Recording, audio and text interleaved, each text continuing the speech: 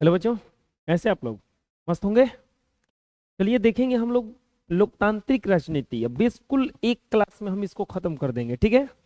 चलिए, बिल्कुल कहीं मत जाइएगा, जुड़े रहिए। और फर्स्ट चैप्टर है लोकतंत्र में सत्ता की साझेदारी। लोकतंत्र में सत्ता की साझेदारी कि लोकतंत्र में सत्ता किस तरह से साझेदार करता है। जैसे हर सामाजिक विभिन्नता सामाजिक विभाजन का रूप नहीं लेती है, कैसे? प्रश्न क्वेश्चन है। पूरा समझ लीजिए कि जितना क्वेश्चन इसमें बताएंगे सब बीएम ही क्वेश्चन होगा, ठीक है? तो मस्त समझिए। प्रश्न पहला कह रहा है, प्रत्येक हर सामाजिक विभिन्नता सामाजिक विभाजन का रूप क्यों नहीं लेती है। मतलब जो भी सामाजिक विभाजन है, सामाजिक विभिन्नता, जो भी सामाजिक विभिन्नता है, जैसे कि भिन्न भिन्न प्रकार के लोग हर जगह रहते हैं, तो सामाजिक विभाजन का रूप क्यों नहीं लेता है, वो सामाजिक विभाजन क्यों नहीं कहलाता है। मतलब कि जितना भी विभिन्नता, जैसे कि कुछ गोरे काले नाटे छोटे, ये सब जो रूप में अमीर गरीब सब हैं, ये सामाजिक विभाजन क्यों नहीं लेता है। देखिए, प्रत्येक समाज में सामाजिक विभिन्नता पाई जाती है। समाज में विभिन्न धर्म के जाति भाषा समुदाय लिंग आदि के लोग रहते हैं, जो सामाजिक विभिन्नताओं के सूचक हैं। जो सामाजिक विभिन्नताओं के सूचक हैं। इसके बाद कह रहा है, यह आवश्यक नहीं है कि यह राजनीतिक विभिन्नता सामाजिक विभाजन का आधार हो, क्योंकि भिन्न समुदाय का विचार भिन्न हो सकता है लेकिन हित समान होगा। उदाहरण के लिए, मुंबई में मराठियों की हिंसा के शिकार व्यक्तियों की जाति भिन्न थी, धर्म भी भिन्न थे, लिंग भी भिन्न हो सकता है, परंतु उनका क्षेत्र एक ही था। वे सभी विशेष उत्तर भारतीय के थे, उनका हित समान था और वे सभी सभी अपनी व्यवसाय एवं पेशा में संलग्न थे। उपयुक्त कथनों के अध्ययन करने के बाद स्पष्ट हो जाता है कि हर सामाजिक विभिन्नता सामाजिक विभाजन का रूप नहीं ले पाती है। जैसे कि जो भी हिंसा के शिकार हुए थे, तो वो एक ही जगह के थे लेकिन उनका सब कुछ अलग अलग था। जैसे कि हो सकता है कि वो उनका विचार वगैरह भिन्न हो। तो जितना भी सामाजिक विभिन्नता है वो विभाजन नहीं बन सकता है। मतलब विभाजन का मतलब कि वो बिल्कुल उन लोगों को कैटेगरी वाइज अलग नहीं छाट सकता है, ठीक है? कोई भी सामाजिक विभिन्नता जो होता है उनको कैटेगरी वाइज अलग नहीं छाट सकता है। अगला देखते हैं, सामाजिक अंतर कब और कैसे राजनीति सामाजिक विभाजन का रूप ले लेता है। जैसे कि जो भी सामाजिक अंतर होता है, जो भी अंतर थोड़ा सा उत्पन्न हो जाता है, वो सामाजिक विभाजन का रूप कैसे ले लेता है। कैसे पता चल जाता है कि वो सामाजिक विभाजन के रूप में छट गया। सामाजिक अंतर और सामाजिक विभाजन में बहुत अंतर पाया जाता है। सामाजिक विभाजन तब होता है जब सामाजिक अंतर दूसरी विभिन्नताओं से ऊपर और बड़े हो जाते हैं। सवर्णों और दलितों का अंतर एक सामाजिक विभाजन है, क्योंकि दलित संपूर्ण देश में आमतौर पर गरीब वंचित एवं बेघर हैं और भेदभाव के शिकार हैं, जबकि स्वर्ण आमतौर पर संपन्न और सुविधा युक्त है।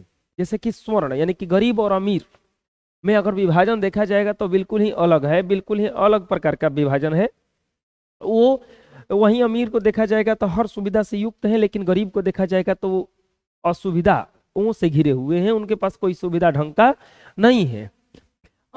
अतः हम कह सकते हैं कि जब एक तरह का सामाजिक अंतर अन्य अंतरों से ज्यादा महत्वपूर्ण बन जाता है और लोगों को महसूस होने लगता है कि वे दूसरे समुदाय के हैं, तब इससे सामाजिक विभाजन की स्थिति उत्पन्न हो जाती है। जैसे अमेरिका में श्वेत और अश्वेत का अंतर सामाजिक विभाजन है।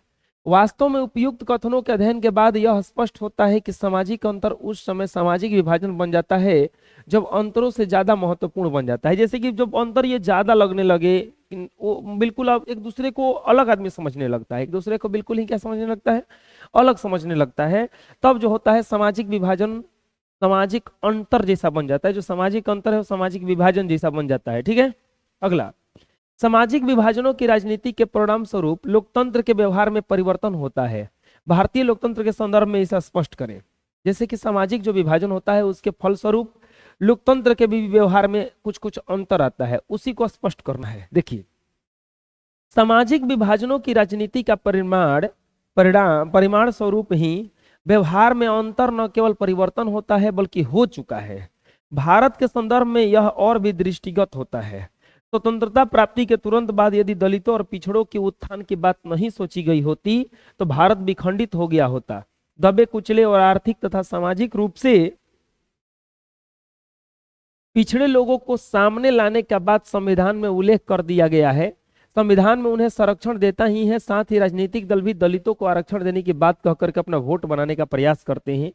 दलितों या अल्पसंख्यकों में जिसे विधायक या सांसद बनने का मौका मिल जाता है, उसकी पारिवारिक स्थिति आर्थिक रूप से मजबूत हो जाती है और उसे आदर भी मिल जाता है, लेकिन उसके आसपास के लोग वही के वही रह जाते हैं।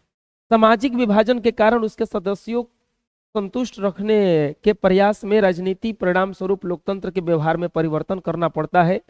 यह करना राजनीतिक दलों की व्यवस्था भी होती है। इस प्रकार स्पष्ट हो जाता है कि सामाजिक विभाजन राजनीति के फलस्वरूप भारतीय लोकतंत्र के व्यवहार में परिवर्तन होता है। ठीक है, चलिए नेक्स्ट। 70 के दशक के आधुनिक दशक के बीच भारतीय लोकतंत्र का सफर का संक्षिप्त वर्णन करें। जो 70 का दशक था, जो पहले का दशक था, और उसमें और अभी में क्या अंतर आया है, यही हम लोगों को स्पष्ट करना है। ठीक है, 70 के दशक के पूर्व भारत की राजनीतिक सुविधा के अधीन एक पक्ष से दूसरे पक्षों में घूमती रही। 70 के दशक तक बिल्कुल राजनीतिक जो पक्ष है, कभी इस पलड़ा में कभी उस पलड़ा में घूमता रहा। ठीक है, वो नहीं आता है, वो गाना आया था कि पता नहीं जी कौन सा नशा करता है, यार मेरा हर एक से वफा करता है, कभी इस गली बीच कभी उस गली बीच। देखिए, पता नहीं, इसके बाद याद नहीं है। 1967 की राजनीति में स्वर्ण जातियों का वर्चस्व रहा। 70 से 90 के दशक के बीच स्वर्ण और मध्यम पिछड़ी जातियों के में सत्ता जमाने का वर्चस्व और दलितों की जागृति की अवधारणाएं राजनीतिक गलियारों में उपस्थिति दर्ज कराती रही और नीतियों को भी प्रभावित करती रही। आधुनिक दशकों के वर्षों में राजनीति का पलड़ा दलित और महादलितों के पक्ष में झूलता रहा है। देखिए, हर बार जो पलड़ा है ना, ये कभी इस पक्ष में कभी उस पक्ष में चलता रहा है। जैसे शुरू में बिल्कुल स्वर्ण थे, इसके बाद में उसके बाद में स्वर्ण और दलित, और दलितों और महादलितों के बीच में जो ये सत्ता है वो जाता रहा है। नेक्स्ट क्वेश्चन, सामाजिक विभाजनों की राजनीति का परिमाण किन किन चीजों पर निर्भर करता है? तो सामाजिक विभाजन निम्नलिखित है। लोग अपनी पहचान स्व अस्तित्व तक ही सीमित रखना चाहते हैं, क्योंकि प्रत्येक मनुष्य में राष्ट्रीय चेतना के अलावा उपराष्ट्रीय या स्थानीय चेतना भी होती है। कोई एक घटना बाकी चेतनाओं की कीमत पर उग्र होने लगती है, तब समाज में असंतुलन पैदा हो जाता है। भारत के संदर्भ में कहा जा सकता है कि जब तक बंगाल बंगालियों का, तमिलनाडु तमिलों का और महाराष्ट्र मराठियों का, गुजरात गुजरातियों का भावना का दमन नहीं होगा, तब तक भारत की अखंडता, एकता और सामंजस्य में खतरा रहेगा। यद्यपि उचित यही है कि पहचान के लिए सभी चेतनाएं अपनी मर्यादाएं में रहें और एक दूसरे की सीमा में दखल न दें। दूसरे शब्दों में हम यह कह सकते हैं कि अगर लोग अपनी बहुस्तरीय पहचान राष्ट्रीय पहचान का हिस्सा मानते हैं तो कोई समस्या नहीं हो सकती है। उदाहरण स्वरूप बेल्जियम के अधिकारी लोग खुद को बेल्जियाई मानते हैं, भले ही डच और जर्मन बोलते हैं। हमारे देश में ज्यादातर लोग अपनी पहचान को लेकर के ऐसा ही नजरिया रखते हैं। भारत विभिन्नताओं का देश है, फिर भी इसे सभी नागरिकों को सर्वप्रथम अपने भारतीय मानते हैं। तभी तो हमारा देश अखंडता और एकता का प्रतीक है। अब देखिए, हर नागरिक का दोहरा पहचान होता है। एक तो पूरा देश का हो गया वो, और दूसरा हो गया स्थानीय पहचान। उससे भी नजदीक में चले जाइए तो और स्थानीय पहचान होता है। ठीक है, इसके बाद में किसी समुदाय या क्षेत्र के विशेष मांगों को राजनीतिक दल कैसे उठा रहे हैं, संविधान के दायरे में आने वाली और दूसरे समुदायों को नुकसान न पहुंचाने वाली मांगों को मान लेना आसान है। 70 के दशक के पूर्व राजनीतिक का स्वरूप 80 और 90 के दशक के राजनीतिक परिदृश्य में बदलाव हुआ है। भारतीय समाज में सामंजस्य अभी भी बरकरार है। इसके विपरीत युगोस्लाविया में विभिन्न समुदाय के नेताओं ने अपनी अपनी जातीय समूह की तरफ से ऐसी मांगे रखी जिसे एक देश की सीमा के अंदर पूरा करना संभव न था। इसी कारण परिणाम युगोस्लाविया कई टुकड़ों में बट गया। जैसे राजनीतिक पार्टी जो है क्या नियम लगाते हैं और जनता उससे राजनीतिक पार्टी से क्या मांग करता है, ये भी निर्भर करता है। ये भी निर्भर किस प्रकार से करेगा कि मतलब कैसा मांग। और मान लीजिए कि कोई कहेगा कि नहीं चलिए अमेरिका पे हमला कर दीजिए, तो अमेरिका पे हमला कर दीजिए, तो ऐसा नहीं ना कि अमेरिका पे हमला करने के बाद आप बच जाइएगा। तो कुछ ऐसा भी निर्णय लेना पड़ता है जिसमें जो समाज है, जो आर्थिक स्थिति है, जो कंडीशन है, वो बिल्कुल परिक्षेप्य हो सबके हित में, नहीं तो दिक्कत हो जाएगा वहां से। सामाजिक विभाजन के राजनीति का परिणाम सरकार के खर्च पर भी निर्भर करता है। यह महत्वपूर्ण है कि सरकार इन मांगों पर क्या प्रतिक्रियाएं व्यक्त करती हैं। अगर भारत में पिछड़ों और दलितों के प्रति न्याय की मांग को सरकार शुरू से ही खारिज करती रही तो भारत बिखराव के कगार पर होता। लेकिन सरकार ने इसके सामाजिक न्याय को चिन्ह मानते हुए सत्ता में साझेदार बनाया और उनके देश की मुख्य धारा में जोड़ने का ईमानदारी से प्रयास किया। फलतः छोटे संघर्ष के बावजूद भी भारतीय समाज में समरसता और सामंजस्य स्थापित है। पुनः बेल्जियम में भी अपनी समुदाय के हितों को सामुदायिक सरकार के उचित प्रतिनिधित्व दिया गया, परंतु श्रीलंका में राष्ट्रीय एकता के नाम पर तमिलों को न्यायपूर्ण मांग को दबाया जा रहा है। ताकत के दम पर एकता बनाने की कोशिश अक्सर विभाजन की ओर ले जाती है। अगर ताकत की दम पर हम एकता बनाएंगे तो पक्का होगा कि विभाजन ही होगा, उसमें सही काम नहीं होगा। समझ में आ रहा है? भावी समाज में लोकतंत्र की जिम्मेवारी और उद्देश्य पर संक्षिप्त टिप्पणी लिखें। भावी जो समाज है, जो अभी का समाज है, उसमें लोकतंत्र की जो भागीदारी है, जो साझेदारी है, उस पर एक टिप्पणी लिखना है। वर्तमान में लोकतांत्रिक शासन व्यवस्था संसार के अधिकतर देश अपना रहे हैं क्योंकि लोकतंत्र में लोगों के कल्याण की बातें प्रमुखता दी जाती है। आज लोकतंत्र अपनी जड़ें जमा चुका है और यह धीरे धीरे परिपक्वता की ओर अग्रसर है। लोकतांत्रिक शासन व्यवस्था एक ऐसी शासन व्यवस्था है जिसके अंतर्गत लोग अपने प्रतिनिधियों को चुन करके संसद या विधानसभा में भेजते हैं। यह लोगों के कल्याण और सामाजिक समानता, आर्थिक समानता तथा धार्मिक समानता इत्यादि का पक्षधर है। इस शासन तंत्र के अंतर्गत लोक कल्याणकारी राज्य बनाया जा रहा सकता है। इस शासन व्यवस्था में जनता अपने प्रतिनिधियों को चुनती है और प्रतिनिधि जनता की भलाई के लिए कार्य करते हैं। वर्तमान समय में लोकतंत्र का क्रमिक विकास इन सब का सूचक है। यह शासन व्यवस्था औरों से अधिक अच्छी है। लोकतंत्र एक ऐसा आधार प्रस्तुत करती है जिसमें लोगों के कल्याण के साथ साथ समाज का भी विकास संभव है। लोकतंत्र का दीर्घकालिक उद्देश्य यह है कि यह कल्याणकारी राज्य की स्थापना करना जिसमें आम लोगों का विकास, आर्थिक समानता एवं सामाजिक समानता निहित होती है। इस प्रकार लोकतंत्र भावी समाज के जिम्मेवारी पूर्ण कार्य करता है। मतलब कि लोकतंत्र को अपना रहा है, सबको अपनाने का कारण क्या है कि यही सबसे अच्छा शासन है। लोकतंत्र में जनता के भलाई के लिए कार्य होता है। जनता भी इसे बहुत अच्छा से स्वीकार करती है। जनता चाहती है कि हमारे भलाई का कार्य हो। लोकतंत्र में जो चुने हुए शासक होते हैं जनता के द्वारा ही चुने जाते हैं, तो इसी कारण से लोकतंत्र बहुत ही अच्छा तरह से सफल हो रहा है। प्रश्न, भारत में किस तरह की जातिगत असमानताएं जारी है? भारत में श्रम विभाजन के आधार पर जातिगत समानताएं जारी है। भारत के दूसरे देशों में भी पेशा का आधार लगभग वंशानुगत ही है। पेशा एक पीढ़ी से दूसरी पीढ़ी में स्वतः चला जाता है। पेशे पर आधारित सामुदायिक व्यवस्था ही जाति का रूप ले लेती है। शादी विवाह में कई लोगों कई तरह के कार्य करते ही पता चल जाता है कि भारत में बहुत तरह के श्रम विभाजन असमानताएं जारी है। शादी विवाह में देखे होंगे कि नाई का काम करते हैं, ब्राह्मण मंत्र पढ़ने का काम करते हैं, कुम्हार लोग भी आते हैं, तो अलग अलग टाइप के लोग अलग अलग आकर के अपना काम करते हैं। तो इसी को श्रम विभाजन कहा गया है। श्रम विभाजन से बहुत ज्यादा ये किस तरह की जातिगत असमानता है, जाति के आधार पर श्रम विभाजन ही भारत में पूरा तरह से यहाँ पे जारी है। लैंगिक विभेद से आपका क्या अभिप्राय है? तो लिंग के आधार पर समाज के दो वर्ग में बांटा गया है, महिला एवं पुरुष। जैविक दृष्टि से दोनों के रंग रूप बनावट में असमानताएं हैं, किंतु सामाजिक दृष्टि से इन दोनों में भी भेदभाव किया जाता है। ऐसे तो लैंगिक क्रिया से भी असमानताएं हैं, स्त्री और पुरुष में बहुत ज्यादा डिफरेंस है। लिंग के आधार पर पुरुष और स्त्रियों में भेद करना, स्त्रियों को पुरुषों की तुलना में हीन समझना, लड़कियों को लड़के की तुलना में कम महत्व देना, शिक्षा, खान पान, पालन पोषण में अंतर करना, लड़की को चारदीवारी के अंदर कैद रखना, स्त्रियों पर पुरुषों का नियंत्रण आदि को लैंगिक विभेद कहते हैं। लैंगिक विभेद किसको कहा जाता है? जिस तरह से लड़कों को छूट दिया जाता है उस तरह से लड़कियों को हमारे समाज में छूट नहीं दिया जाता है। लड़कियों को चारदीवारी के अंदर रखा जाता है, लड़कियों को या स्त्रियों को पुरुषों के नियंत्रण में रखा जाता है, तो इसी को लैंगिक विभेद कहा जाता है। भगवान तो उन लोगों को डिफरेंस करके पैदा किए ही हैं, क्योंकि उन लोगों में और आदमी में और औरत में बहुत ज्यादा फर्क होता है, लेकिन समाज भी औरत में और आदमी में बहुत ज्यादा फर्क पैदा कर देता है। अगला प्रश्न है, सांप्रदायिकता क्या है? जब समाज में एक धर्म के लोग दूसरे धर्म को छोटा समझने लगते हैं और अपने धर्म को सर्वोच्च समझने लगते हैं तो समाज में धार्मिक आधार पर विभेद और बिलगाव उत्पन्न होती है। इसी अवधारणा को सांप्रदायिकता कहते हैं। यह किसी भी लोकतंत्र के लिए खतरनाक है। सांप्रदायिकता किसी को कह जाते हैं? जैसे कि आप अपने धर्म को बहुत अच्छा समझ रहे हैं और दूसरे के धर्म को हीन समझ रहे हैं, यही तो है सांप्रदायिकता, यही तो है दिक्कत। समझ में आ रहा है? सामाजिक विभाजन से आप क्या समझते हैं? विविधता विकासशील समाज की विशेषता है। एक देश या क्षेत्र में निवास करने वाले जाति, धर्म, भाषा, संप्रदाय के लोगों के बीच जो विभिन्नताएं होती हैं वे सामाजिक विभेद कहलाती हैं, परंतु धन, क्षेत्र, रंग का विभेद सामाजिक विभाजन का रूप ले लेती है। भारत में स्वर्ण और दलित, गोरे और काले, अमीर और गरीब का विभेद सामाजिक विभाजन कहलाता है।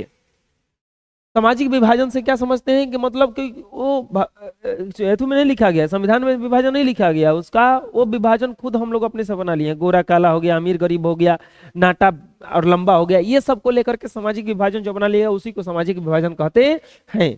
ठीक है, सांप्रदायिकता के किन्हीं 4 कारणों को उल्लेख करें। सांप्रदायिकता भारत के समाज की एक बहुत बड़ी समस्या है। समाज को न केवल कमजोर किया है बल्कि अनेक समस्याओं को भी जन्म दिया है। इसके मुख्य कारण इस प्रकार से हैं।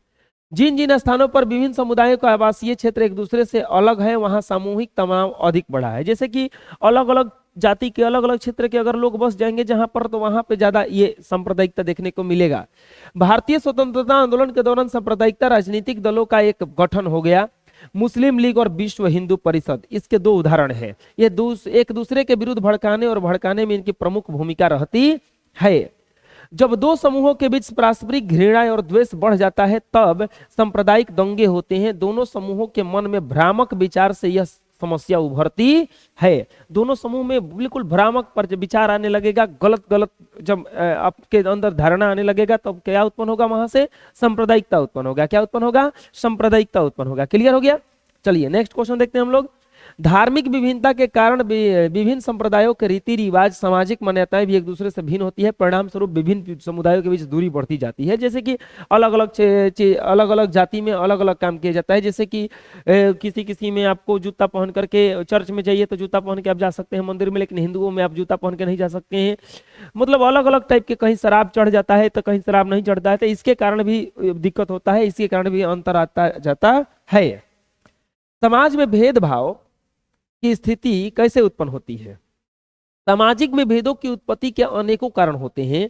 प्रत्येक समाज में विभिन्न जाति, धर्म आदि, भाषा, संप्रदाय के लोग निवास करते हैं। इन विभिन्नताओं के चलते उनमें विभेद की स्थिति उत्पन्न होती है। जन्म सामाजिक विभेदों की उत्पत्ति का मुख्य कारण है माना जाता है। कुछ ऐसे कारक हैं जो सामाजिक विभेद को बढ़ाने में महत्वपूर्ण भूमिका निभाते हैं, जैसे रंग, नस्ल, धन, क्षेत्र, भाषा।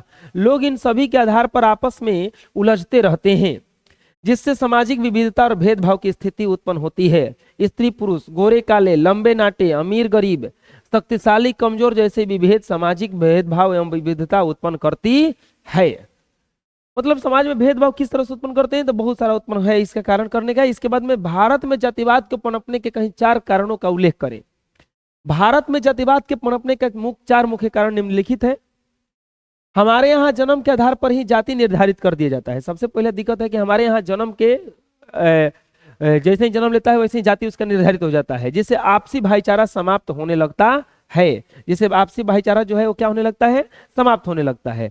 प्रत्येक जाति के लोग अपने जात के में ही विवाह करने की परंपरा है, जिससे जातिवाद को प्रोत्साहन मिलता है। विवाह शादी करने में जहां इंटरकास्ट मैरिज कर लिए दूसरे जाति में, तो उसके घर से खाना वाना भी खाना आदमी छोड़ देता है।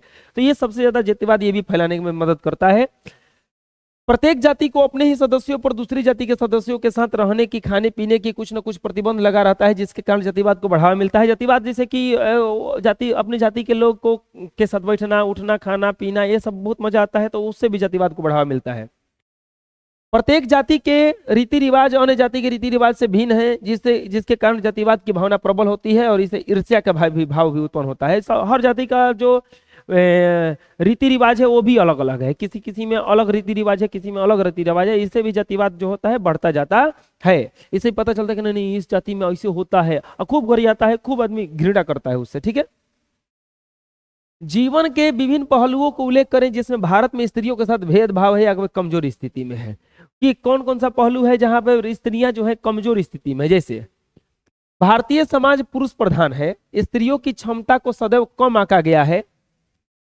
दहेज प्रथा ने इस भेदभाव को और गहरा किया है। सार्वजनिक स्तर पर, घरेलू स्तर पर क्या है? दहेज प्रथा से भारतीय समाज जो है पुरुष प्रधान है, पुरुषों को ही ज्यादा मान्यता दिया जाता है। सार्वजनिक मामलों में वंचित रखा जाता है उन्हें। पितृ प्रधान होने के कारण महिलाएं की भूमिका को निर्धारण उसे उपेक्षित करके किया जाता है। सामाजिक स्तर पर क्या है, आजादी के इतने वर्ष के बाद भी राजनीतिक प्रतिनिधित्व अल्प है, महिलाओं के प्रति शिक्षा में भी रुझान की कमी एवं स्वास्थ्य के प्रति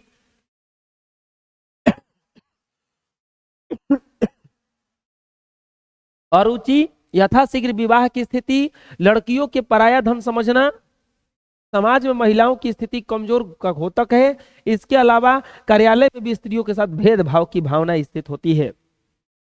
स्त्री का नाम सुनते ही एकदम आदमी चौंक जाता है कि स्त्री कहाँ से आ गई, ऐसा कुछ। तो ऐसा कुछ हमारे समाज में व्याप्त है। तो स्त्री को कुछ अलग दृष्टि से ही देखा जाता है, ये बहुत बड़ा गलती है, ऐसा नहीं देखा जाना चाहिए। स्त्री और पुरुष बिल्कुल एक जैसे हैं, ठीक है। प्रश्न है कि क्या जाति के आधार पर सिर्फ भारत में चुनावी नतीजे हो सकते हैं? इसके दो कारण बताएं। क्या केवल जाति के आधार पर चुनावी नतीजे घोषित हो सकते हैं? नहीं होगा कभी भी। सिर्फ जाति के आधार पर भारत में चुनावी नतीजे तय नहीं हो सकते। इसके दो कारण निम्नलिखित हैं। किसी भी निर्वाचन क्षेत्र का गठन इस प्रकार से नहीं किया जा सकता है कि उसमें एक ही जाति रहे। जैसे कोई भी निर्वाचन क्षेत्र बनाता है तो केवल क्षेत्र बटाता है, ये नहीं कि उस जाति को हटा करके उस जाति में उस वहां पर डाल दिया जाए। एक ही जाति का कोई भी निर्वाचन क्षेत्र नहीं बनता है, तो जाति के आधार पर दिक्कत होता है। कोई भी पार्टी केवल एक ही विशेष जाति का वोट प्राप्त करके सत्ता में नहीं आ सकती है। ऐसा होता तो कोनो कोनो चीज जगह पर हार भी नहीं करेगा वो। किसी भी पार्टी को जीतने के लिए कई जातियों को वोट की आवश्यकता होती है। अगला प्रश्न है कि जीवन के विभिन्न पहलुओं का जिक्र करें जिसमें भारत में स्त्रियों के साथ भेदभाव या कमजोर स्थिति में है। ये तो समझाएं अभी तुरंत। देखिए, अच्छा इसका दो एक और टाइप से आंसर है। देखिए, भारत एक विकासशील देश है, यहाँ की स्त्रियों की स्थिति उतनी बेहतर नहीं है जितना एक विकसित देश में होता है। सामाजिक जीवन के विशेष विभिन्न क्षेत्र में पुरुष के कब्जे में है। यद्यपि मनुष्य जाति की आबादी में महिलाओं का हिस्सा आधा है, आधा हिस्सा महिलाओं का ही है। आज महिलाएं वैज्ञानिक, डॉक्टर, इंजीनियर, प्रबंधक, कॉलेज, विश्वविद्यालय शिक्षक जैसे पेशों में दिखाई देती है। लेकिन भारत में यह तस्वीर अभी उतनी संतोषजनक नहीं है। हमारा समाज अभी भी पितृ प्रधान है। औरतों के साथ कई तरह के भेदभाव होते हैं। इस बात का संकेत निम्न तथ्यों से मिलता है। जैसे महिलाओं की साक्षरता दर अभी भी 54% है, जबकि पुरुषों में 76%। मतलब अभी भी 100 गो में से 54 को महिला को पढ़ाया जाता है और 75 को पुरुष को पढ़ाया जाता है। यद्यपि स्कूली शिक्षा में कई जगह लड़कियां अव्वल रही हैं, लेकिन उच्च शिक्षा प्राप्त करने में वाली लड़कियों की प्रतिशत बहुत कम है। 10th तक बहुत अच्छा जाएगी लड़कियां, सब पता नहीं एकदम खूब बढ़िया से पढ़ती है। उसके बाद उन लोगों को पढ़ाता ही नहीं है जल्दी, कोई बहुत कम पढ़ाया जाता है, ठीक है। इस संदर्भ के लिए माता पिता को नजरिए में भी फर्क है। माता पिता को अपने मानसिकता बेटों पर ही अधिक खर्च करने की होती है। यही कारण है कि उच्च शिक्षा में लड़कियों की संख्या सीमित है। जो लड़कियों के पर खर्च करने की प्रवृत्ति होती है वो भी माता पिता को नहीं होती है, लड़कों पर ज्यादा खर्च करना चाहते हैं। इसके बाद में शिक्षा में लड़कियों के पिछड़ेपन का कारण ऊंची तनख्वाह वाले और ऊंचे पदों पर पहुंचने वाली महिलाओं की संख्या बहुत कम है।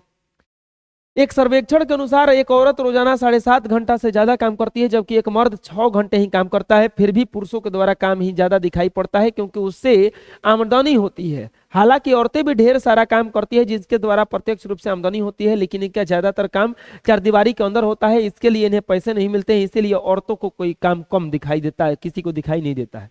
औरतें जो है ज्यादा काम करती हैं घर में रह करके, लेकिन पुरुषों का काम इसलिए दिखाई देता है कि पुरुष कमा करके पैसा लाता है। समझ में गया? लैंगिक पूर्वाग्रह का काला पक्ष बड़ा दुखदाई है। जब भारत के अनेक हिस्सों में माँ बाप सिर्फ लड़के की चाह होती है, लड़की को जन्म लेने से पहले ही हत्या कर देने की प्रवृत्ति इसी मानसिकता का परिणाम है। लड़कियों को जन्म लेने से पहले मार दिया जाता है, पेट में ही खत्म कर दिया जाता है। तो यह भी एक गलत मानसिकता का परिणाम है।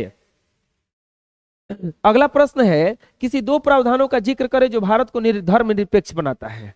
तो भारत में देखिए, संविधान में कोई भी भारत में धर्म नहीं अपनाया गया। भारत में के संविधान ने किसी भी धर्म को उगाही नहीं दी है। भारत एक धर्मनिरपेक्ष देश है। भारत एक धर्मनिरपेक्ष देश है, ठीक है।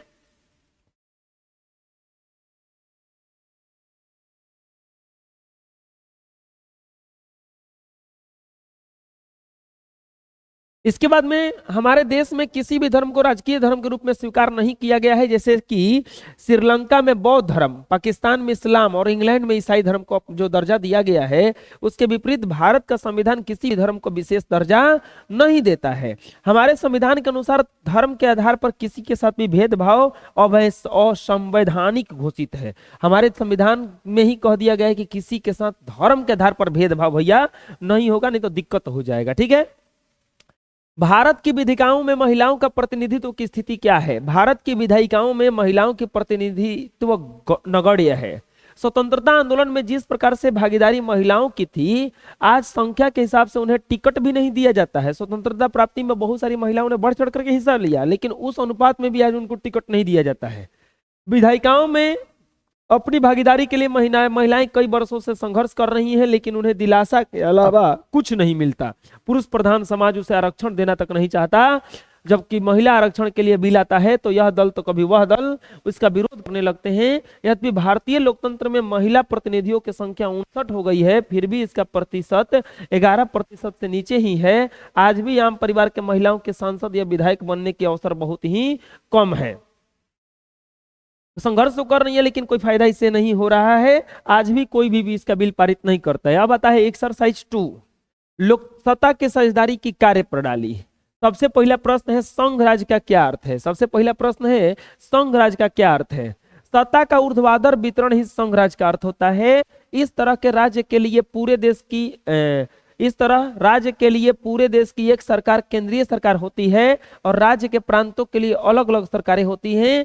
केंद्र और राज्यों के बीच संविधान में उल्लेखित सत्ता के शक्ति का स्पष्ट बंटवारा रहता है। राज्यों के नीचे भी सत्ता के साझेदार रहते हैं, जिन्हें स्थानीय स्वशासन कहते हैं। सत्ता के इसी बंटवारे को संघ राज्य या संघवाद कहते हैं। अलग अलग जो बंटवारा हो जाता है ना सत्ता का, उसी को कहा जाता है संघ राज्य। उसी को क्या कहा जाता है? संघ राज्य। सत्ता का ऊर्ध्वाधर वितरण ही क्या कहलाता है? संघ राज्य कहलाता है। मतलब कि पूरा तरह से वितरण कर देना। जैसे कि अब केंद्र में सरकार हो गया एक प्रधानमंत्री का, और हर राज्य में हर प्रांत में अलग अलग मुख्यमंत्री का सरकार है, तो उसी को कहा जाता है संघ राज्य। समझ में आ जाएगा। नेक्स्ट प्रश्न है कि संघीय शासन की 2 विशेषताएं बताइए। संघीय शासन की 2 विशेषताएं निम्नलिखित है। संघीय सरकार में सर्वोच्च सत्ता केंद्रीय सरकार और उसके विभिन्न अनुषंगिक इकाइयों के बीच बंट जाती है। और संघीय शासन की व्यवस्था में दोहरी सरकार होती है। एक केंद्रीय सरकार जिसके अधिकार के क्षेत्र में राष्ट्रीय महत्व के विषय होते हैं, तथा दूसरे प्रांतीय क्षेत्रीय सरकार जिसके अधिकार में स्थानीय शासन के महत्व के विषय होते हैं। जैसे कि हम लोगों पर शासन करने वाले 2 हैं, एक मुख्यमंत्री होते हैं, एक प्रधानमंत्री होते हैं। मुख्यमंत्री अपना विकास करते हैं, प्रधानमंत्री अपना विकास करते हैं। इससे बहुत मजा आता है। ठीक है, नेक्स्ट क्वेश्चन कर रहा है कि सत्ता की साझेदारी से आप क्या समझते हैं? तो सत्ता की साझेदारी का तात्पर्य ऐसी साझेदारी से है जिसके अंतर्गत सत्ता का बंटवारा हो जाता है, जैसा प्रांतीय स्तर पर होता है। आमतौर पर सत्ता के बंटवारे को संघवाद कहा जाता है, जिसमें दोहरी शासन व्यवस्था अपनाई जाती है। राष्ट्रीय स्तर पर केंद्रीय सरकार तथा प्रांतीय स्तर पर राज्य सरकार जो अपना अपना कार्य और शक्ति का बंटवारा करती है। नीचे के सरकारों के बीच भी सत्ता का बंटवारा होता है, जिसे हम स्थानीय स्वशासन के नाम से जानते हैं। जैसे कि पूरा सत्ता जो है बटा हुआ है, पूरा जो सत्ता है बटा हुआ है, केंद्र राज्य, उसके नीचे फिर ये नगर पंचायत आ जाते हैं, पंचायत आ जाता है, मुखिया सरपंच वार्ड, ये सब बटा हुआ है। इसी को सत्ता की साझेदारी कहा जाता है कि सत्ता पूरा तरह से घोल बट करके बटा हुआ है। ठीक है, नेक्स्ट प्रश्न कह रहा है कि सत्ता की साझेदारी लोकतंत्र में क्या महत्व रखती है? तो सत्ता की साझेदारी लोकतंत्र में बहुत महत्व रखती है। इसके चलते कोई भी किसी को दबा कर नहीं रख सकता। लोकतांत्रिक शासन व्यवस्था एकमात्र ऐसी शासन व्यवस्था है जिसमें ताकत सभी के हाथों में होती है। सभी को राजनीतिक शक्तियों में हिस्सेदारी करने की व्यवस्था हो रहती है। यदि बहुमत आपके साथ है, इसका अर्थ है कि आप से सभी संतुष्ट हैं। लोकतंत्र के शासन प्रणाली के संबंध में यही परिभाषा दी जाती है कि जनता का जनता के लिए और जनता के द्वारा शासन है, अर्थात सारी शक्तियां जनता में निहित होती है। मतलब सत्ता के संस्थान में लोकतंत्र का क्या मतलब? लोकतंत्र ही सत्ता की साझेदारी है। ठीक है, इसमें जनता ही अपना शासन करती है। अगला प्रश्न है कि सत्ता में साझेदारी के अलग अलग तरीके क्या हैं? सत्ता में साझेदारी के अलग अलग तरीके निम्नलिखित हैं, जैसे केंद्रीय शासन, राज्य शासन, स्थानीय स्वशासन या केंद्रीय शासन के अंतर्गत पूरे देश का शासन रहता है और उसे अधिक अधिकार प्राप्त होते हैं। राज्य शासन में राज्य सरकार अपने अपने राज्यों का कार्य देखती है, इन्हें अपेक्षाकृत कम अधिकार प्राप्त होता है। स्थानीय शासन में ग्राम पंचायत, पंचायत समिति, जिला परिषद, नगर परिषद या नगर पालिकाएं तथा नगर निगम होते हैं। ये संस्थाएं स्थानीय कार्यों की जिम्मेवारी उठाती है। यह आवश्यक नहीं है कि कोई भी राजनीतिक दल या व्यक्ति किसी विशेष सत्ता प्राप्त करके ही सत्ता में साझेदारी करे। उसे बहुमत नहीं मिलता है तो वो बाहर से रह करके सरकार पर अंकुश रखता है और सरकार को मनमानी नहीं करने देता है। ये जरूरी नहीं है कि आपको सत्ता में साझेदारी करने के लिए नेता वोता बनने का जरूरत है। आप बाहर से भी उस सरकार का गलती गिना करके, डिमेरिट, बुराई गिना करके आप सत्ता में साझेदारी कर सकते हैं। अगला प्रश्न है कि पंचायती राज्य क्या है। ग्रामीण स्थानीय शासन के लिए निर्मित व्यवस्था को पंचायती राज्य व्यवस्था कहते हैं। स्थानीय शासन में जनता प्रत्यक्ष रूप से सुनिश्चित कर स्वशासन की स्थापना इसका मुख्य लक्ष्य है। इसके 3 स्तर है, ग्राम में ग्राम पंचायत, प्रखंड में पंचायत और समिति, और जिला में जिला परिषद। जैसे कि स्थानीय में अब हम लोगों को कुछ भी कहना रहेगा तो मुख्यमंत्री से नहीं कह सकते हैं, प्रधानमंत्री से नहीं कह सकते हैं, तो हम लोग मुखिया वगैरह से कहते हैं।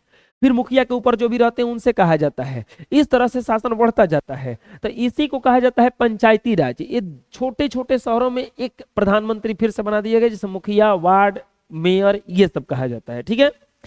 समवर्ती सूची क्या है। भारत में संघीय व्यवस्था है, केंद्र और राज्यों के बीच सत्ता का विभाजन हो गया है। इसके लिए 3 सूचियां बनाई गई हैं, केंद्र सूची, राज्य सूची, समवर्ती सूची। याद कीजिए, केंद्र सूची एक होता है। केंद्र सूची में कौन क्या क्या रहता है। केंद्र सूची में पूरा जो केंद्र जो कर सकता है, केंद्र सूची में केंद्र सरकार जो रहे वो अपना पूरा पूरा कंट्रोल रखता है कि उसमें कौन कौन सा, जैसे कि जो भी केंद्र कर सकता है वो केंद्र सूची में रखा गया है। और जो राज्य कर सकता है उसे किस सूची में रखा गया है, राज्य सूची में रखा गया है। उसको किस सूची में रखा गया है, उसको राज्य सूची में रखा गया है। इसके बाद में जो दोनों में केंद्र भी उसमें निर्णय कर सकता है और राज्य भी कर सकता है, उसको रखा गया है समवर्ती सूची में। किस सूची में रखा गया है, उसको समवर्ती सूची में रखा गया है। समझ में आ जाएगा। तो ये देखिए, इसमें कह रहा है कि वैसे विषय को रखा गया है जिसमें केंद्र और राज्य दोनों कानून बनाने का अधिकार है, जैसे वन, विवाह, न्याय, शिक्षा, ये सब जो है राज्य सरकार भी और केंद्र सरकार भी बना सकता है। अगला प्रश्न कह रहा है कि वार्ड परिषद के क्या कार्य हैं। जो वार्ड होते हैं इनके काम क्या है। वार्ड परिषद के काम क्या है। वार्ड परिषद का देखिए निम्नलिखित कार्य है, जैसे वार्ड सड़कों की गलियों नालियों की नियमित सफाई करवाएंगे, सड़कों एवं गलियों का सार्वजनिक स्थलों पर बिजली की व्यवस्था कराएंगे, वार्ड का जन वितरण प्रणाली का दुरुस्त एवं उसका निगरानी करना और निर्मल पेयजल की आपूर्ति कराना। ये सब किसका काम है, वार्ड परिषद का काम है। समझ में आ जाएगा। अगला प्रश्न है कि नगर निगम के आय के प्रमुख साधनों को बताइए। नगर निगम कैसे आय कमाएगा, नगर निगम का कमाई किस चीज से होगा। तो नगर निगम मकान कर लगाएगा, जल कर, शौचालय कर, टैक्स लगाएगा सब पे। हाट बाजारों से आए, जो भी बाजार उजार लगेगा उसे पैसा तसीलेगा। नगर निगम शुल्क जैसे गाड़ी, रिक्शा, साइकिल, ठेला आदि से टैक्स तसीलेगा। सीमा शुल्क, अगर उस नगर में दूसरे नगर से कोई आता है, दूसरे क्षेत्र से कोई वाहन आता है तो उस पर टैक्स लगाया जाता है। सरकार द्वारा प्राप्त वित्तीय संस्था सहायता, सरकार से भी जो सहायता मिलता है उसी से यह काम करता है। अगला प्रश्न कह रहा है कि ग्राम पंचायत के प्रमुख अंगों का वर्णन करें। ग्राम पंचायत के अंग कौन कौन है। ग्राम सभा, मुखिया, ग्राम कचहरी और ग्राम रक्षा दल। ग्राम सभा, गांव के सभी वयस्क नागरिक ग्राम सभा के सदस्य होते हैं। ग्राम सभा लगता है, गांव में सभा लगता है, उसी को कहा जाता है ग्राम सभा। जितने भी वयस्क पुरुष होते हैं, जितने भी ज्यादा उम्र के पुरुष होते हैं उसमें भाग लेते हैं। मुखिया, ग्राम पंचायत के वयस्क नागरिकों द्वारा मुखिया का चुनाव होता है। मुखिया ग्राम सभा के बैठक की अध्यक्षता करता है। मुखिया जो है ग्राम सभा के बैठक की अध्यक्षता करता है। इसके बाद आता है ग्राम कचहरी। प्रत्येक ग्राम पंचायत क्षेत्र में न्यायिक कार्यों को संपन्न करने के लिए ग्राम कचहरी का गठन किया जाता है, जिसमें निर्वाचित सरपंच और पंच होते हैं। ग्राम कचहरी में पंच और सरपंच को बिठा करके एक कचहरी लगाया जाता है, जिसमें गांव वगैरह में जो झगड़ा वगड़ा कर लेता है, सास पतोह में झगड़ा हो गया, बेटा बाप में झगड़ा हो गया, चाचा भतीजा में झगड़ा हो गया, भाई भाई में झगड़ा हो गया, भाई बहन में झगड़ा हो गया, तो उसका निपटारा कहाँ जाके होगा, ग्राम कचहरी में होगा। ग्राम रक्षा दल, गांव के 18 से 30 वर्ष की आयु वाले स्वस्थ युवक ग्राम रक्षा दल के सदस्य होते हैं। इनका मुख्य काम गांव की रक्षा करना है। ये गांव की रक्षा करने के लिए बहुत सारा काम करते हैं, इसी को कहा जाता है ग्राम रक्षा दल। इसके बाद आता है ग्राम पंचायत सचिव। ग्राम पंचायत का सचिव सरकारी कर्मचारी होता है। ग्राम पंचायत के सारे दस्तावेज इसी के अधीन होता है, जितना भी दस्तावेज होता है वो ग्राम सचिव पंचायत के सचिव के अधीन होता है। चलिए नेक्स्ट प्रश्न देखते हैं। जिला परिषद के मुख्य कार्यों का वर्णन करें। जिला परिषद के मुख्य कार्यों का वर्णन करें। तो जिला परिषद के मुख्य कार्य का वर्णन निम्नलिखित है।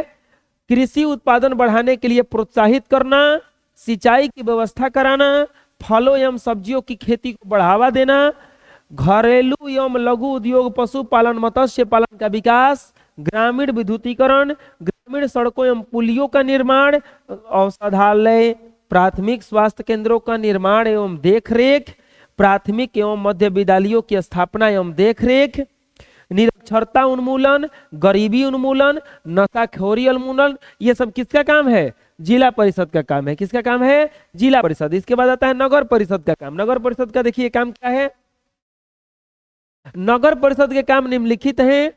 सड़कों, गलियों एवं नालों की सफाई करवाना, जलापूर्ति कराना, सड़कों एवं गलियों में रोशनी की व्यवस्था कराना, बाजार एवं बूचड़ खाने का प्रबंध, सड़कों, फुटपाथों, पुलों, घाटों एवं नलियों का निर्माण, वृक्षारोपण एवं उसकी देखभाल, सामुदायिक स्वास्थ्य एवं पर्यावरण की सुविधा, शैक्षिक, खेलकूद, सांस्कृतिक क्रियाकलापों को प्रोत्साहित करना, पार्किंग क्षेत्र एवं बस ठहराव की व्यवस्था कराना। ये सब किसका काम है? नगर परिषद का। किसका काम है? ये नगर परिषद का काम है। समझ में आ गया? नेक्स्ट प्रश्न में नगर निगम के क्या कार्य है? देखिए नगर निगम के कार्य निम्नलिखित हैं। नगर निगम क्षेत्र में पेशाब खाना, शौचालय, नलियों का निर्माण करवाना, सफाई का प्रबंध, सड़कों पर रोशनी का प्रबंध एवं चिकित्सालयों का प्रबंध, प्राथमिक विद्यालयों, पुस्तकालय, अजायब घरों की स्थापना एवं व्यवस्था, जन्म मृत्यु का पंजीकरण कराना, शमशान घाटों, बूचड़ खानों एवं हाट बाजार का प्रबंध कराना, लोगों के लिए शुद्ध पेयजल उपलब्ध कराना, मनोरंजन गृह, कार्य, धर्मशाला एवं रैन बसेरों का प्रबंध कराना, नगर एवं से बस सेवा का प्रबंध, कल्याण केंद्रों, मातृ केंद्रों, शिशु केंद्रों, वृद्धाश्रम की स्थापना प्रबंध कराना। ये सब किसका काम है? नगर निगम का कार्य है। किसका काम है? ये नगर निगम का काम है। ठीक है। राजनीतिक दल सत्ता में किस प्रकार से साझेदारी करते हैं? प्रश्न है कि राजनीतिक दल सत्ता में किस प्रकार से साझेदारी करते हैं? तो राजनीतिक दल, देखिए राजनीतिक दल सत्ता का साझेदारी का सबसे जीवंत रूप है। राजनीतिक दल सत्ता के बंटवारे वाहक से तोल मोल करने वाले सशक्त माध्यम होते हैं। राजनीतिक दल लोगों के ऐसे संगठित का समूह है जो चुनाव लड़ते हैं, राजनीतिक सत्ता हासिल करने के उद्देश्य से काम करते हैं।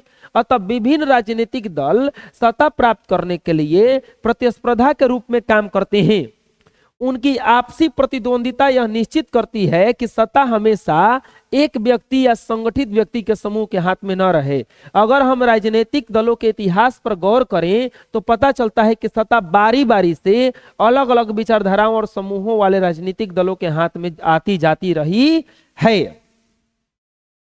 प्रश्न है कि गठबंधन की सरकारों के सत्ता में साझेदारी कौन कौन होते हैं? गठबंधन का मतलब होता है गठबंधन, बहुत ज्यादा बंधन। गठबंधन की सरकारों में सत्ता के साझेदारी के विभिन्न दलों के विधायक, सांसद होते हैं। ये दल चुनाव के समय गठबंधन करते हैं और मिल करके चुनाव लड़ते हैं, बहुमत प्राप्त करने का प्रयास करते हैं। कभी कभी चुनावों के बाद किसी एक दल को बहुमत नहीं मिल पाता है तो कई दलों को मिला करके गठबंधन करते हैं और बहुमत प्राप्त करते हैं। गठबंधन की सरकारों में भिन्न भिन्न विचारधाराओं के, भिन्न भिन्न सामाजिक समूहों के, विभिन्न क्षेत्रों के स्थानीय हितों वाले राजनीतिक दल एक साथ समय में सरकार के एक स्तर पर साझेदारी होते हैं। गठबंधन का सरकार बहुत दिनों तक चलाना मुश्किल होता है। साझेदार दल कभी लालची बन जाते हैं और अपनी मनमानी कर लेते हैं। जब उन्हें रोका जाता है तो बार बार वापस समर्थन वापस लेने की धमकी देते हैं। देखिए जब कभी भी मान लीजिए कि चुनाव हुआ और उसको जितना सीट चाहिए था उतना मिला नहीं तो गठबंधन बनता है। क्या बनता है? वहां पे गठबंधन बनता है। अब गठबंधन में होता क्या है कि कभी कभी खराब प्रवृत्ति के लोगों को भी वापस लिया जाता है उसमें कि चलो गठबंधन बना के सरकार बनाना है। और वो इतना खतरनाक मिलता है कभी कभी कि वो बार बार अपना मनमानी करने लगता है। मनमानी करते करते वो अगर कहिएगा कि नहीं भैया मनमानी मत करो तो कहता है कि हम समर्थन अपना वापस ले लेंगे, ज्यादा बकबक मत करो, चुपचाप जिसे चलते हैं वैसे चलने दो। ठीक है। गठबंधन में सरकार खुल करके कोई भी काम नहीं कर पाती है और जनता को इस प्रकार की सरकार को नहीं आने देना चाहिए। गठबंधन का सरकार कभी भी बढ़िया साबित नहीं होता है। ठीक है। दबाव समूह किस तरह से सरकार को प्रभावित कर सत्ता में साझेदार बनते हैं। तो कुछ सामाजिक विभाजनों के आधार पर दबाव समूह बनने लगते जाते हैं। ये दबाव समूह पेशा, भाषा, जाति, धर्म, हिस्सा, हित, विचारधारा आदि कुछ पर आधारित हो सकते हैं। जब किसी विभाजन वाले समूह को सत्ता, राज सत्ता में उचित पहचान अथवा साझेदारी नहीं मिल पाती है तो दबाव समूह सत्ता के आधार पर प्रत्यक्ष रूप से दबाव डालकर के सरकारी फैसलों को प्रभावित करने का प्रयास करते हैं। इस प्रकार सत्ता में अप्रत्यक्ष हिस्सेदारी निभाते हैं। सरकार भी उनके अप्रत्यक्ष हस्तक्षेप की पहचान दे देती है और दहक उठने वाली प्रतिस्पर्धा, असंतोष, आक्रोश एवं संघर्ष को विराम देते हुए लोकतंत्र को इन उद्देश्यों को पूरा करने का प्रयास करती है। इस प्रकार दबाव समूह अभिव्यक्ति की हो जाती है और इसे पहचान तथा इनकी जरूरतों को समान मिल जाता है। दबाव समूह तब तैयार होता है जब विभिन्न हितों के एवं नजरियों के अभिव्यक्ति असंगठित तरीके से राजनीतिक दलों के अतिरिक्त जन संघर्ष तथा जन आंदोलन के द्वारा अपने अपने संगठित करते हैं। दबाव समूह का मुद्दा लोकतंत्र में एक समूह के हित के नहीं बल्कि सभी समूहों के हित की रक्षा होनी चाहिए। दबाव समूह इस तरह से संगठित होकर के सरकार को प्रभावित करने में सत्ता में साझेदारी करते हैं। देखिए दबाव समूह का मतलब क्या हुआ, जैसे कि सरकार कोई फैसला लिया जो सबको पसंद नहीं था, तो जब सबको पसंद नहीं था तो उसको रोकना जरूरी है। तो उसको रोकने के लिए क्या करता है, दबाव समूह आगे आ जाता है, बोलता है कि भैया देखो हम ऐसा काम होने नहीं देंगे, हम इस काम को क्या कर देंगे, रोकेंगे। तो यही है आपका दबाव समूह। दबाव समूह उसी तरह से काम करता है। एक्सरसाइज 3, बिहार में हुए छात्र आंदोलन के प्रमुख कारण क्या थे। बिहार में जो छात्र आंदोलन हुआ था उसका प्रमुख कारण क्या था। देखिए तो बिहार में हुए छात्र आंदोलन के प्रमुख कारण निम्नलिखित थे। 1971 में कांग्रेस का दिया गया गरीबी हटाओ का नारा झूठा साबित हुआ। 1971 में जब चुनाव हुआ तो कांग्रेस बोला कि गरीबी को हटा देंगे, वो जो बोला गया था वो बिल्कुल झूठ साबित हुआ, कुछ नहीं हुआ। तो एकदम इंदिरा गांधी को कमी नहीं की। बांग्लादेश का निर्माण कराने से वहां आए शरणार्थियों के कारण भारत की अर्थव्यवस्था लड़खड़ा गई। बांग्लादेश की स्थापना से गुस्साकर अमेरिका ने भारत की सहायता करने पर पाबंदी लगा दी। बांग्लादेश की स्थापना हुआ तो भारत बोला कि हम तुम्हारा, अमेरिका बोला कि हम भारत के को सहायता नहीं करेंगे, एकदम खिसिया गया। अंतर्राष्ट्रीय बाजार में तेल की कीमतों में अप्रत्याशित वृद्धि से भारत की आर्थिक संतुलन बिगड़ गया। 1972 से 73 में मानसून की असफलता के कारण पूरे भारत में कृषि की पैदावार में काफी कमी आ गई। तो ये सब जो था छात्र आंदोलन का इसमें कारण था। अगला प्रश्न है कि चिपको आंदोलन का मुख्य उद्देश्य क्या था। तो चिपको आंदोलन मुख्य उद्देश्य जनता की जंगल की कटाई पर रोक लगाना तथा पेड़ों को नहीं काटने देना था। इस आंदोलन में स्थानीय भूमिहीन एवं कर्मचारियों के आर्थिक मुद्दा को उठा करके उनके लिए न्यूनतम मजदूरी गारंटी की मांग की गई। महिलाओं ने इस आंदोलन का दायरा और विस्तृत कर दिया। महिलाओं ने शराबखोरी के लत के विरुद्ध आवाज उठाई। अन्य सामाजिक मसले भी इस आंदोलन से क्या हो गए, जुड़ गए। समझ में आ रहा है। स्वतंत्र राजनीतिक संगठन कौन होता है।